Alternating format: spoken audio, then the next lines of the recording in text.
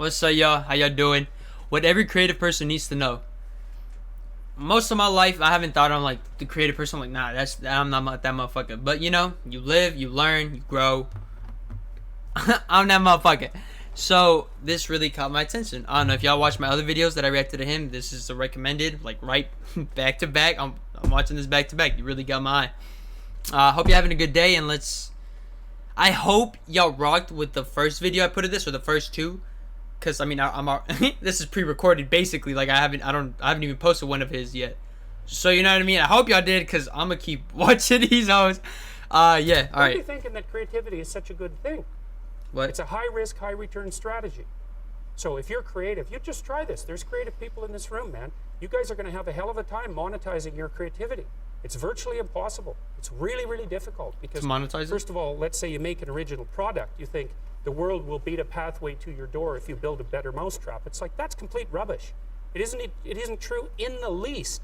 If you make a good creative product, you've probably solved about 5% of your problem.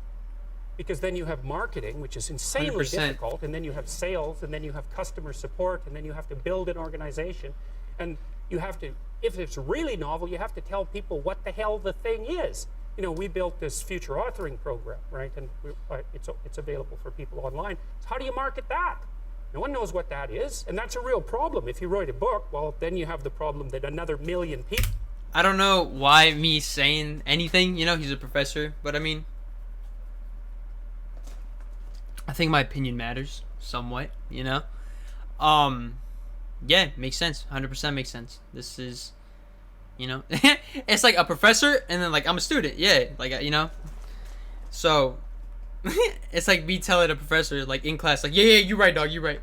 Like what the fuck? Who the fuck do I think that I am? I mean, I know I'm that motherfucker, but you know what I mean. But he's very, you know, right. Even as a student, even somebody that doesn't have a degree, I guess, you know what I mean. I could tell you that even to me that makes sense. This is true.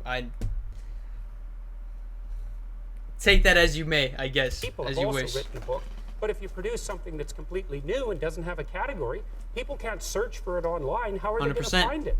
So It's you your own just lane, have- though. And then Building you your have own lane. pricing problems, and it's really Bro. unbelievably Yeah. difficult to produce something creative and then monetize it. And even worse, if you're the creative person, let's say you have a spectacular invention, you've got no money, right? You've got no customers. Those are fucked. big problems.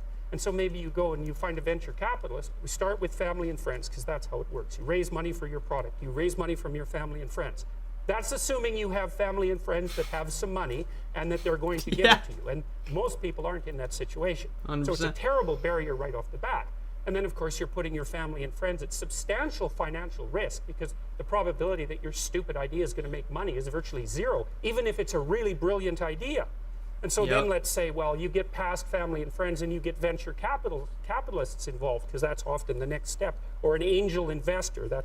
There's steps in building a business. Family and friends, angel investor, that's some rich guy that you happen to meet, some man or some way. And he's who's- like, yeah, who's into this sort of I'll thing fuck and is with willing this. to provide you with some money to get your product off the ground.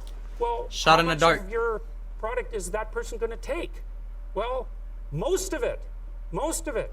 And then if you get a venture, and no wonder, because you know you don't have any money, how are you You going need to him. bargain for control over your product?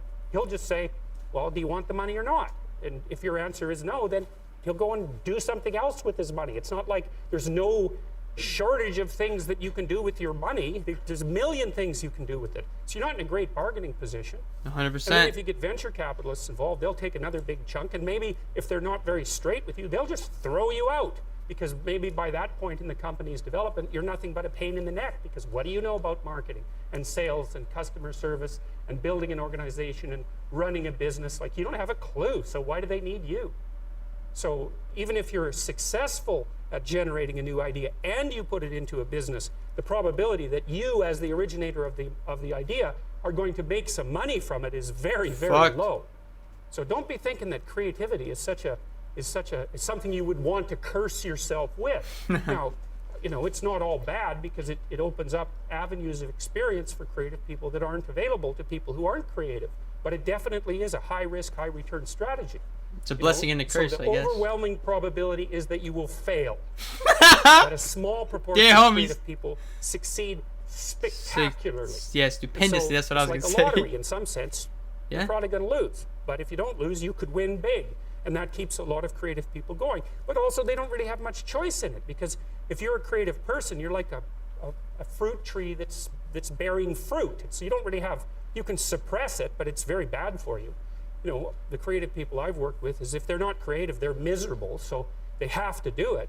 But and you know, there's real joy and pleasure in it, and psychological utility. But that doesn't necessarily mean that it's an intelligent. It's certainly not a conservative strategy for moving forward through life. So, and you know, whenever I talk to people who are creative, and you guys should listen to this because I know what I'm talking about. If you happen to be creative, if you're a songwriter or another kind of musician or an artist or any of the other number of things that you might be, find a way to make money and then practice your craft on the side, because you will starve 100%. to death otherwise. Now, for some The of you, fuck that are you won't be doing true, being but late it's a to... tiny Bro, imagine being late to his class. Oh, that's insane. I mean, I don't know. Maybe she crashed. I don't, you know what? That's why you don't judge. Now, what is it? Assumptions? Because then you make an ass out of you and assume. I don't... You know what I mean? Maybe some shit happened. Maybe she was just like... I don't know. I'm not gonna say nothing too good. Maybe she's just late. But, you know what I mean? I don't know. I would not want to be late to his class. Minority. Your best bet is to find a job that will keep body and soul together. That will keep you afloat. They'll keep your creative. You need to make money for your creative thing, and then hopefully you build it up so much. Don't bank just on it. You know, hopefully you got a job that money, that income supports your creativity. Hopefully eventually build it up towards that can make you income. Eventually you can live off that. You can say fuck this, and then you just do this, and then hopefully that extra time, the extra energy you'll have just makes you skyrocket. Pursue your creative thing, because then, well, as a long-term strategy, a medium to long-term strategy, it's a better one. But it's got incredibly difficult for people, musicians, for example. It's incredibly difficult for new musicians to monetize their craft, even if they're really, really good at it. So it's well. So anyway, so don't be. So I say, well, everyone's not creative, and everybody goes, oh, that's terrible. It's like, it's not so terrible. It's not self-evident that you would curse someone with high levels of creativity. Huh?